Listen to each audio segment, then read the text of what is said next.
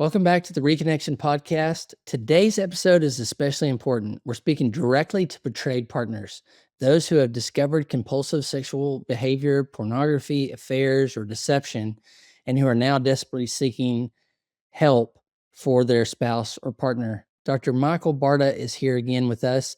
And many of the women, Dr. Barta, listening, and spouses, significant others listening right now are not searching for themselves necessarily. They're searching for someone who can fix him. Yeah. And that's not only a beautiful thing, right? It's like it shows a lot of care, a lot of concern, but it's also coming from a place of deep pain. And most betrayed partners don't start by asking, how do I heal?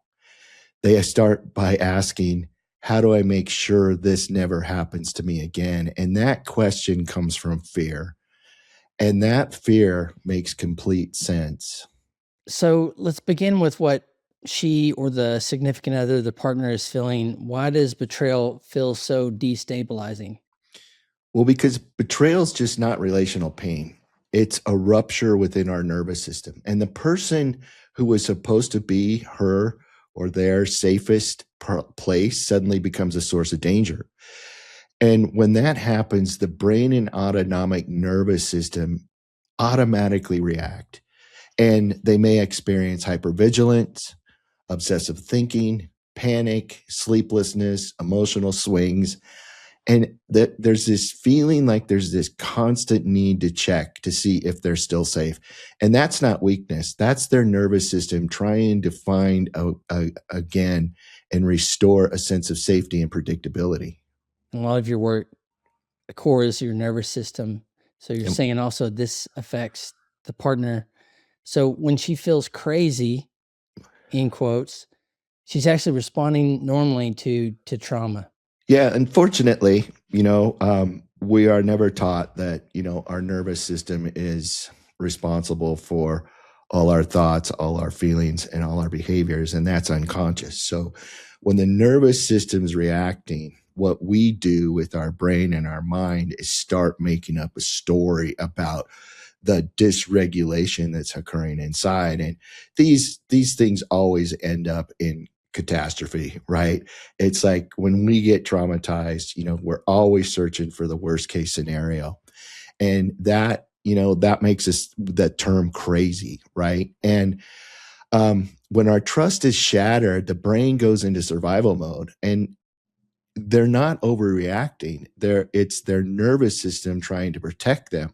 So if they can start moving to knowing that this is a normal response, it's going to take away a lot of the fear and anxiety. So all of your work focuses on men, but many betrayed partners feel this urgent need to find the right therapist, to find the right program, to find the right structure to fix him. But what's Yep. happening there? And so that looks like control, right? But control is a survival response. It's not bad. And so when safety disappears, the nervous system looks for something that can manage it, right? So she researches, she monitors, she sets rules, she tries to structure his recovery for her own sense of safety. And while boundaries are healthy at this time, right? Here's the hard truth. You can't heal this problem, his intimacy disorder for him. And you can't regulate his nervous system. You can't love him into safety. You can't keep monitoring him into emotional maturity, right? If he's struggling with compulsive sexual behavior, the root problem isn't a lack of consequences. He has a ton of those.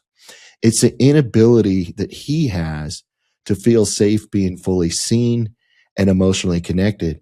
And that's what we talk about. That's the intimacy disorder. And that's what his work is. He has to get help for his intimacy disorder. So in your book, Reconnection, you talk all about this, but what does real recovery actually look like? Well, it's not short-term sobriety, right? It's not promises. It's not temporary compliance. Real recovery requires full honesty, consistent transparency, continued emotional engagement. He has to learn how to regulate his own self without trying to escape. He has to stay present And that's very difficult because there's a lot of pain going on. But he has to stay present with himself and trying to reach out for some type of solution to kill the pain. And he seeks structured support. He's not doing it on his own. He has to learn why he turned his sexual behavior and why he turned to that during stress. And he's got to face the shame instead of hiding from it, because it's incredibly shameful. He's got to develop the capacity to stay connected to himself and to someone else, even when these heavy emotions arise. And this is going to take time, and it's going to take a lot of guidance, right? He can't do it on his own. And it takes repeated experiences. He needs repeated experiences of safe connection, not just trying to control the behaviors that he's had all these years. So we've talked about how the spouse in this significant other in this scenario is looking for help to fix, him, to help him on his recovery. But what does she need? What does the partner need in all this? And that's really, really the important part, right? So she needs stabilization.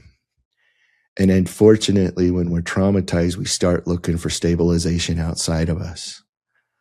And our stability is never outside of us. Our thought is, if this were different, I would be okay. Or if this would happen, I could feel safe. But we must turn within. That sense of safety is an internal process, right?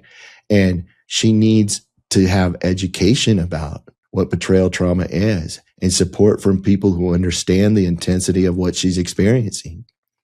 She needs her nervous system addressed, not dismissed. Her trauma isn't an inconvenience to his recovery. It's central to whether this relationship can heal. And so healing requires both nervous systems to move towards safety. If only one person does the work, the system stays fractured. So what are the signs that he's actually doing the real work? That's a great question. So basically, he's going to initiate honesty without being enforced, right? He's going to tolerate her pain without being defensive. He's going to stay present instead of shutting down. He's going to seek help consistently, right? From therapists, 12-step groups, his sponsor, other people in his recovery program. He has to seek help because addicts want to do things on their own, and they have to break that habit. And a big sign that he's really in recovery is he's not blaming stress. He's not blaming you or circumstances for him having this affliction. So the recovery is actually increasing the capacity to connect to self or others. If he's still hiding, if he's minimizing or emotionally unavailable, then the nervous system work hasn't begun yet. So for betrayed partners listening today, what would you want to leave them with today? Well, first of all, let's get rid of that word crazy, right? Because that comes around a lot. And we can feel crazy during betrayal, during trauma. But crazy just means my nervous system is dysregulated and my mind is trying to make sense of it. And I'm getting flooded with information and I'm overwhelmed. All right. So I want you to know you're not crazy. I want you to know you're not weak. And you definitely aren't responsible for repairing what you didn't break, right? Hope is not foolish, but clarity is necessary. And the real question isn't, can he stop? It's, is he willing to become emotionally safe? That's measured over time, right? That doesn't happen overnight. And so we're going to want to continue checking, because we're still outsourcing our safety on someone else's behavior. But what we can do with the behavior is we can use it as data to see if things are really changing instead of, being let down when something doesn't seem right. We have to give it time to see, is this changing, right? And being honest with ourselves. So we're looking at consistency and we're looking at transparency and we're definitely looking at, is he present in this? Thank you, Dr. Barta. In our next episode, we'll talk about the difference between compliance and genuine change and how betrayed partners can recognize the difference.